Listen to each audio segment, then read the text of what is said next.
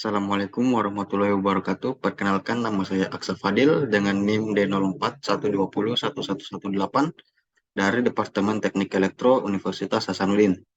Pada kesempatan kali ini saya akan memaparkan beberapa materi yang telah dijelaskan oleh Kak Nurholikatuh mengenai mata kuliah Sistem Komunikasi Nirkabel.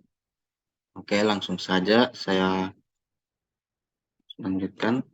Yang dimana pada mobile communication atau komunikasi bergerak terdapat 3 elemen utama, yaitu yang pertama ada radio access network yang bertugas untuk mengalokasikan spektrum frekuensi atau radio yang digunakan untuk user untuk mengakses core network. Yang kedua ada transport network yang menghubungkan radio access network dan core network. Yang ketiga ada core network yang merupakan segala proses komunikasi seperti autentikasi, otorisasi, charging, dan compatibility. Konsep dasar terminologi pada jaringan telekomunikasi. Yang pertama ada packet switch, yang dimana packet switching sendiri adalah metode pengiriman data di jaringan komunikasi yang membagi data dengan menjadi paket-paket kecil sebelum dikirim melalui jaringan. Dalam metode ini, yang akan dikirim dibagi menjadi paket-paket yang terdiri dari header atau kepala dan payload atau beban. Setiap paket mengandung informasi seperti alamat, alamat sumber, dan alamat tujuan. Selanjutnya ada urutan paket dalam rangkaian data.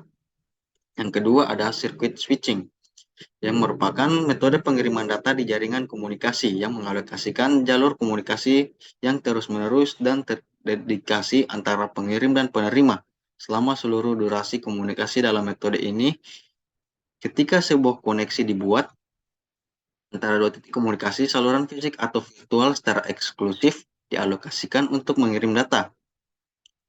Adapun protokol yang digunakan pada PS dan CS. Pada PS ada yang digunakan, yang pertama ada Signaling System 7 atau SS7 yang merupakan protokol sinyal yang digunakan dalam jaringan telepon, terutama untuk mengendalikan dan mengatur panggilan telepon. Protokol ini memungkinkan pertukaran informasi kontrol yang diperlukan untuk membentuk dan melepas koneksi telepon, serta mengelola layanan tambahan seperti caller ID dan panggilan konferensi. Yang kedua ada Integrated Service Digital Network atau ISDN, yang dimana ISDN ini merupakan protokol jaringan digital yang digunakan untuk mentransmisikan suara, data, dan layanan lainnya melalui jalur komunikasi digital. Protokol ini menggantikan jaringan telepon analog tradisional dengan jaringan digital yang lebih canggih, yang mendukung penggunaan saluran suara dan data secara bersamaan. Adapun pada paket switching, protokol umum yang digunakan yang pertama ada IP atau Internet Protocol. IP adalah protokol yang digunakan untuk mengirimkan paket data melalui jaringan internet. Protokol ini bertanggung jawab untuk mengalamati, menrutekan, dan mengirimkan paket data dari sumber ke tujuan melalui jaringan yang terhubung. Yang kedua, Transmission Control Protocol atau TCP. TCP merupakan protokol yang berjalan di atas IP dan bertanggung jawab untuk pengiriman data yang antara dua titik dalam jaringan. Protokol ini memastikan bahwa data yang dikirimkan melalui jaringan diterima dengan benar dan dalam urutan yang tepat.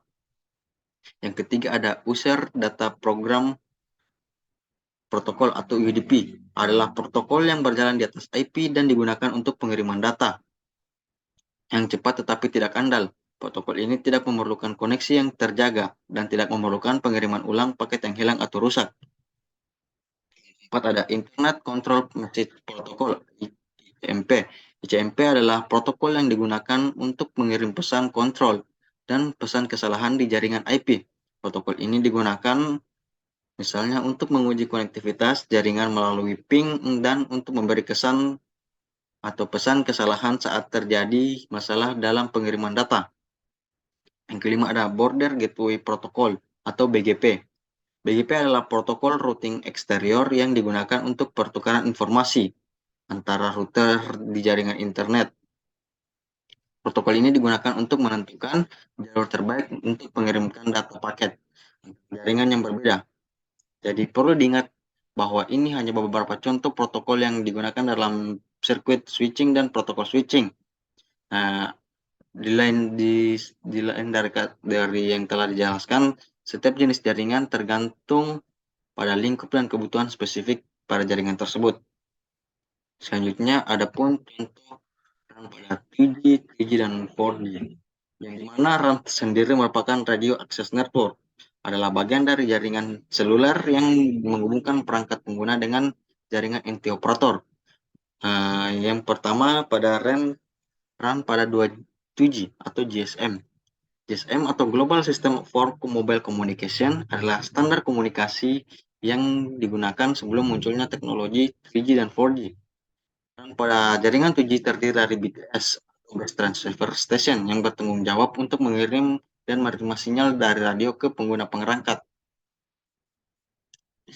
BTS menghubungkan ke base C atau base station controller yang mengontrol beberapa BTS dan mengatur alokasi saluran, pengaturan daya, dan menjamin panggilan. Base C kemudian terhubung ke MSC atau Mobile Switching Center yang bertanggung jawab untuk mengendalikan panggilan dan menyediakan koneksi ke jaringan telepon tetap. RAN pada 3G atau UMTS Universal Mobile Telecommunication System adalah standar komunikasi seluler ketiga yang mendukung transfer data yang lebih cepat dibandingkan 2G. RAN pada 3G mencakup Node B yang memiliki fungsi serupa dengan BTS pada jaringan 2G. Node B terhubung ke RNC atau Radio Network Connect Controller yang mengontrol beberapa Node B dan mengelola kapasitas jaringan, pengaturan daya, dan manajemen handover. RNC terhubung ke MSC yang bertindak sebagai titik kontrol jaringan yang menghubungi berbagai titik kontrol jaringan pengguna dengan jaringan inti operator. Yang ketiga, RAN pada 4G atau yang biasa disebut dengan LTE atau Long Term Evolution adalah teknologi komunikasi seluler generasi keempat yang memberikan kecepatan transfer data yang lebih tinggi dan latensi yang lebih rendah dibandingkan dengan generasi sebelumnya. RAN pada jaringan 4G terdiri dari eNode B atau Enhanced Node B yang menggantikan Node B pada jaringan 3G. eNode B bertanggung jawab untuk mengelola akses radio, mengarahkan lalu lintas data, dan mengelola mobilitas pengguna. eNode B terhubung ke EPC atau Evolved Packet Core yang menyediakan konektivitas ke jaringan inti dan mengelola pengiriman paket data.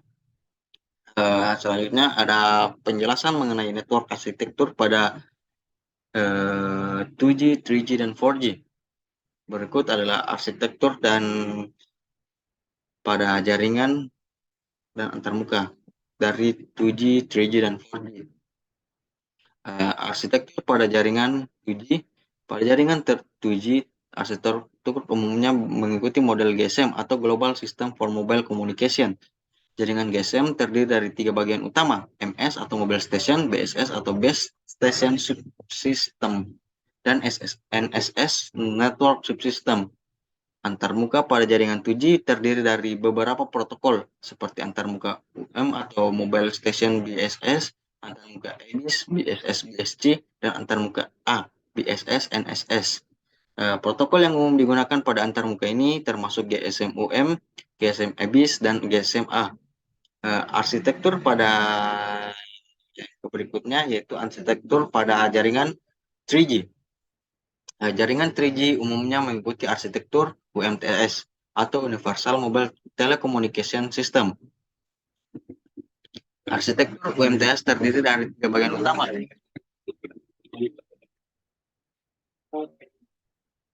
Maaf sebelumnya karena bermasalah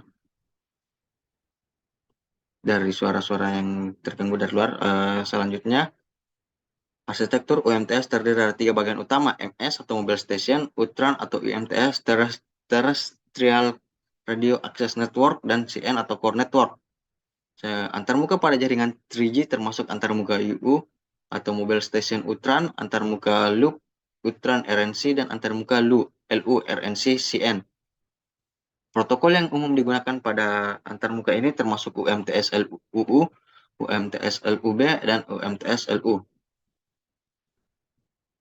Yang selanjutnya yaitu arsitektur jaringan dan antarmuka pada 4G atau LTE. Jaringan 4G mengikuti arsitektur LTE atau Long Term Evolution.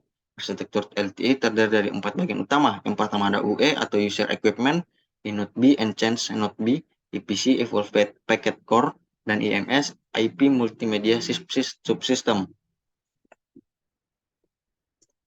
Antarmuka pada jaringan 4G termasuk antarmuka UE, eNodeB, antarmuka X2, eNodeB dan eNodeB, dan antarmuka S1, eNodeB, EPC atau IMS.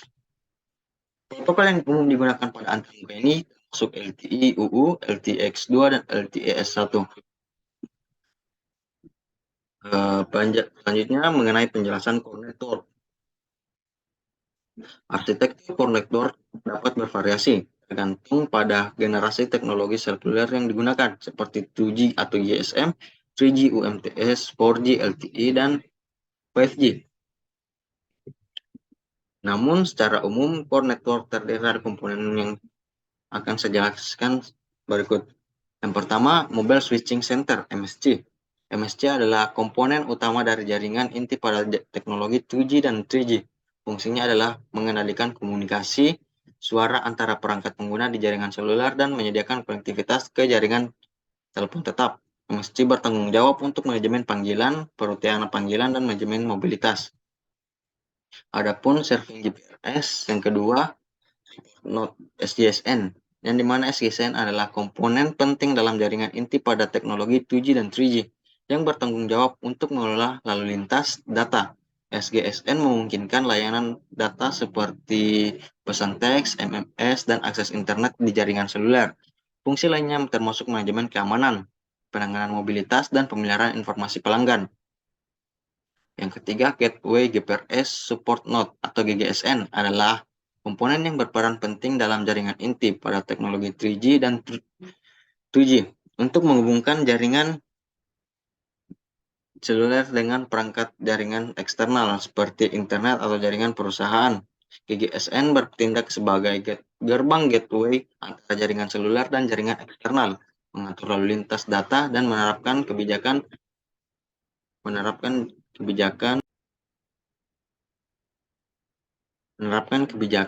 keamanan serta manajemen kualitas layanan QoS atau Quality of Service.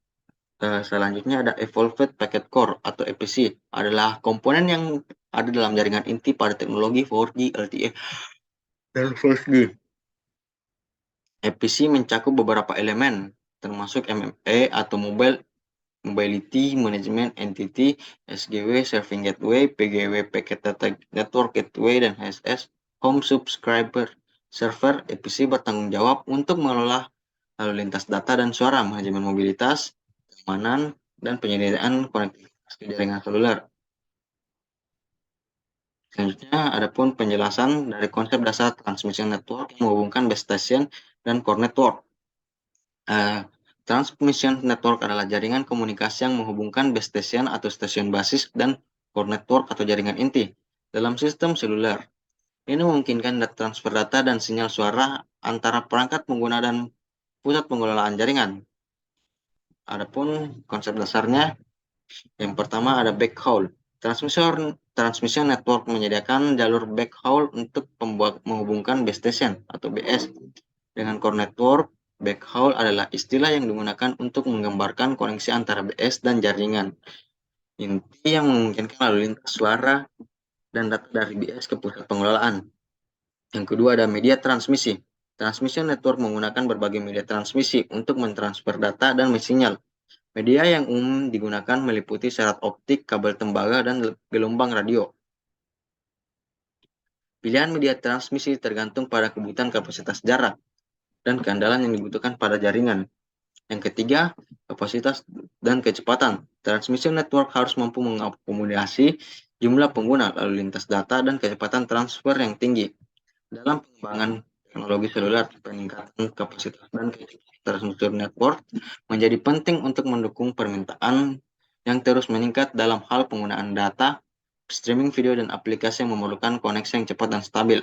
Yang keempat ada latensi. Latensi adalah waktu yang dibutuhkan untuk data melakukan perjalanan dari base station ke core network dan sebaliknya. Dalam sistem seluler, latensi yang rendah sangat penting untuk menjaga pengalaman pengguna yang baik, terutama dalam aplikasi waktu nyata seperti panggilan suara, video call, dan game online. Yang kelima, kualitas layanan.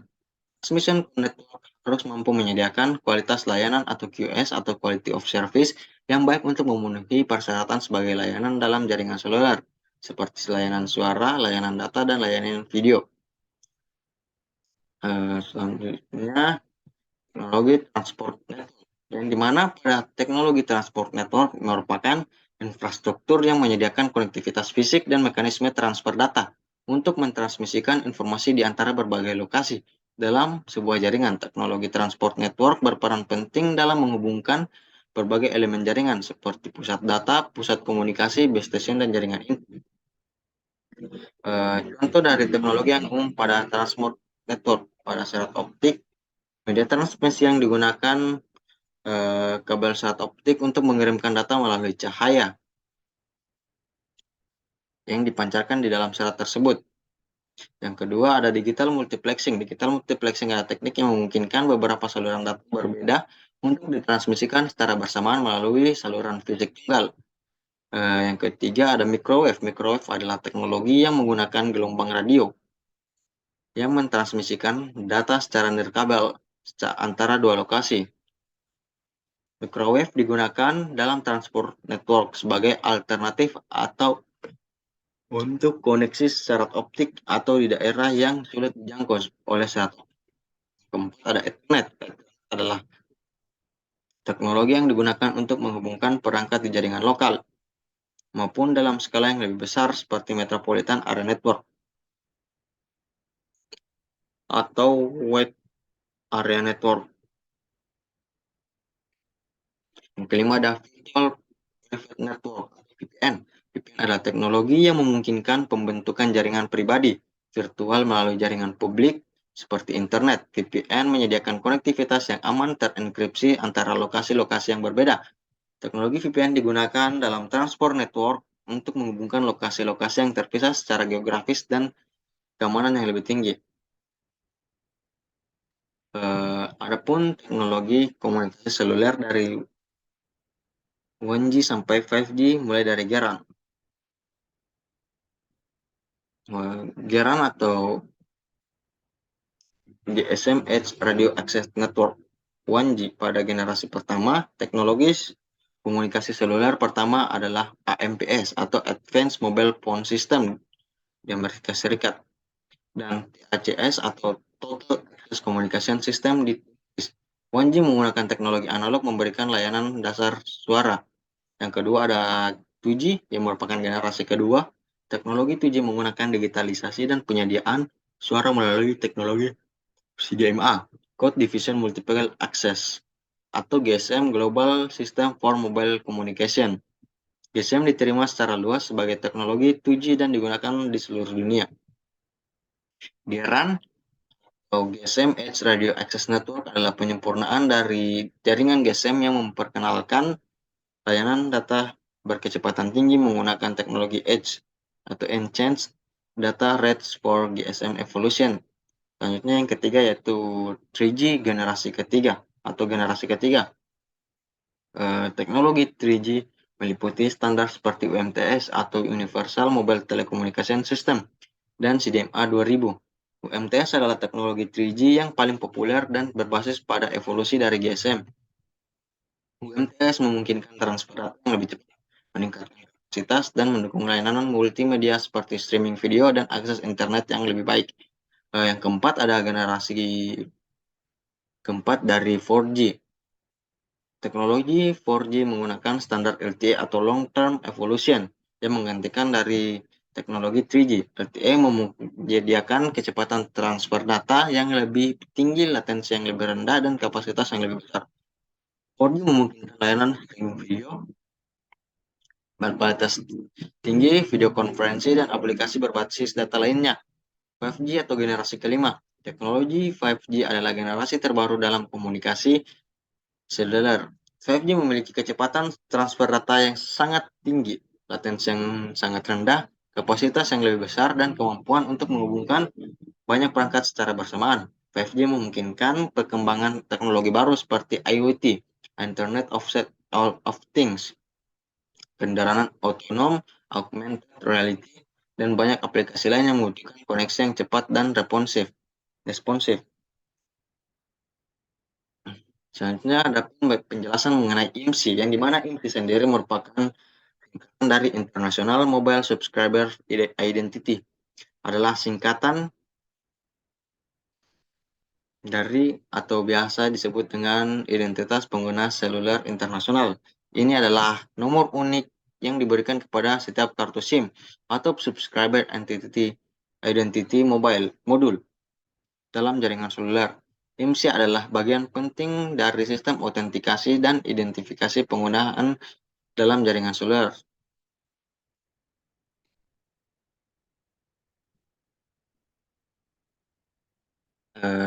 Adapun struktur MC. MC terdiri dari gabungan MCC, MNC, dan MSDN.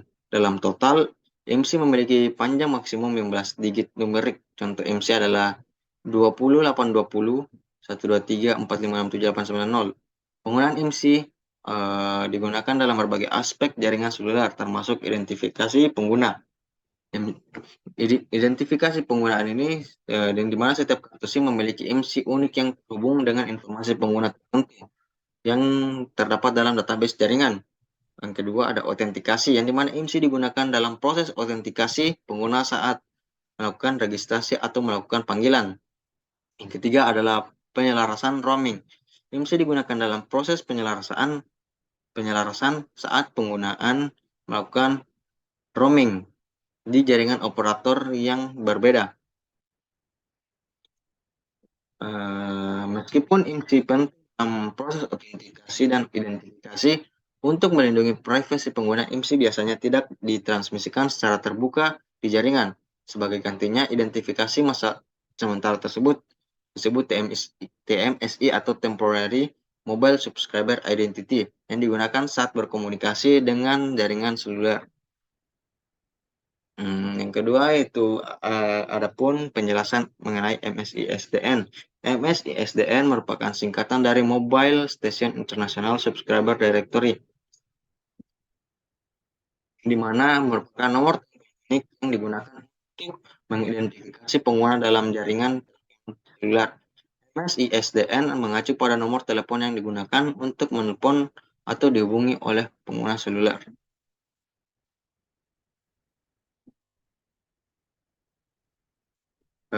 Adapun penjelasan mengenai IMEI.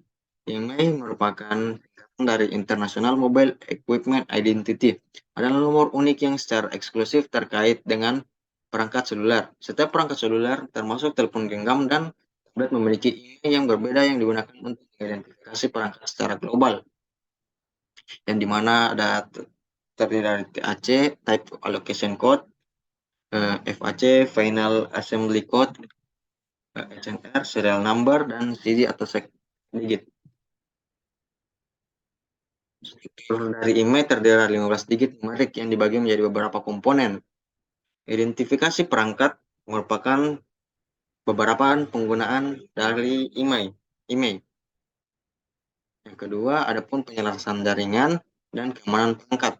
IMEI adalah elemen penting dalam pengelolaan perangkat seluler, keamanan, dan pengenaan kasus kehilangan atau pencurian. Oleh karena itu, untuk menjaga catatan Anda dan laporkan segera jika perangkat hilang atau dicuri kepada operator jaringan Anda. Selanjutnya penjelasan mengenai attach flow pada jaringan. Attach flow atau aliran lampiran adalah serangkaian proses yang terjadi saat perangkat seluler mencoba terhubung ke jaringan seluler. Ini adalah tahap awal dalam mengaktifkan koneksi antara perangkat dan jaringan. Berikut adalah penjelasan umum mengenai attach flow, di mana ada pemindaian jaringan. Perangkat seluler melakukan pemindaian jaringan untuk mencari sinyal yang tersedia dalam jangkauannya, yang melibatkan pemindaian saluran frekuensi untuk mendeteksi sinyal dari stasiun basis. Yang kedua ada seleksi jaringan, dan di mana setelah sinyal dalam jaringan ditemukan, perangkat seluler melakukan proses pemilihan jaringan berdasarkan parameter seperti kualitas sinyal, preferensi operator, dan kebijakan jaringan. Yang ketiga ada permintaan attach. Perangkat seluler yang mengirimkan permintaan attach ke jaringan yang dipilih. Permintaan attach berisi informasi identifikasi pengguna seperti MSI dan MSI yang digunakan untuk mengidentifikasi perangkat dan pengguna di jaringan. Yang keempat ada autentikasi dan otorisasi, yang dimana jaringan menerima permintaan atas dan memverifikasi identitas pengguna dengan melakukan proses autentikasi, yang dimana melibatkan pertukaran pesan keamanan antara perangkat dan jaringan untuk memastikan keaslian dan integritas pengguna. Yang kelima ada alokasi sesi. Setelah autentikasi dan otorisasi selesai, jaringan mengalokasikan sumber daya untuk sesi perangkat. Yang keenam ada konfirmasi attach. Jaringan mengirimkan pesan konfirmasi attach ke perangkat seluler untuk mengindikasikan bahwa proses attach telah berhasil. Yang ketujuh ada aktivasi layanan. Setelah attach berhasil, perangkat seluler siap untuk menggunakan layanan yang telah disediakan oleh jaringan. Selanjutnya ada autentikator, parameter dari 3G dan 4G. Dalam jaringan 3G dan 4G, parameter autentikasi digunakan untuk memverifikasi identitas perangkat seluler dan memastikan komunikasi yang aman antara perangkat dan jaringan. Parameter ini memainkan peran penting dalam proses autentikasi dan membantu menjalin koneksi yang aman. Berikut adalah parameter yang digunakan pada 3G dan 4G. Yang pertama ada RAM atau tantangan acak. RAM adalah angka acak yang dihasilkan oleh jaringan dan dikirimkan ke perangkat selama proses autentikasi, yang berfungsi sebagai bagi perangkat untuk membuktikan identitasnya. Yang kedua ada AUTN atau token autentikasi. AUTN adalah token autentikasi yang berisi elemen-elemen yang digunakan untuk autentikasi dan keamanan. Hal ini terdiri dari RAM, XRS atau respon yang diharapkan, CK atau kunci sandi, IK kunci integritas, dan konfirmasi keamanan lainnya. AUTN dihasilkan oleh jaringan dan dikirimkan ke perangkat seluler untuk autentikasi. Yang ketiga ada REST atau response. REST adalah respon yang dihasilkan oleh perangkat seluler berdasarkan RAN yang diterima dan kunci autentikasinya perangkat menggunakan kunci autentikasinya dan RAN untuk menghitung respon yang diharapkan atau REST dan membandingkannya dengan XRS dan AUTN. Yang keempat ada CASME atau Key Agreement for Service and Mobility in APS. CASME adalah kunci keamanan yang digunakan dalam jaringan 4G. Kunci ini berasal dari vektor autentikasi AV yang dihasilkan selama proses autentikasi. Yang kelima ada algoritma autentikasi dalam jaringan 3G dan 4G. Berbagai algoritma autentikasi digunakan untuk menghasilkan parameter autentikasi dan memastikan keamanan proses autentikasi telah dilakukan. Contoh algoritma autentikasi termasuk algoritma AK, Authentication and Key Agreement dalam jaringan 3G dan algoritma IPS AK, IPS Authentication dan Key Agreement dalam jaringan 4G. Selanjutnya ada pun penjelasan VoLTE. VoLTE sendiri merupakan singkatan dari Voice over LTE, adalah teknologi yang memungkinkan pengiriman suara berkualitas tinggi melalui jaringan LTE, Long Term Evolution, dalam jaringan tradisional seperti 3G dan 2G. Suara dialihkan melalui sirkuit terpisah, sedangkan data dialihkan melalui paket. Demikian yang dapat saya sampaikan. Kurang dan lebihnya mohon dimaafkan. Wabillahi taufiq wal hidayah. Assalamualaikum warahmatullahi wabarakatuh.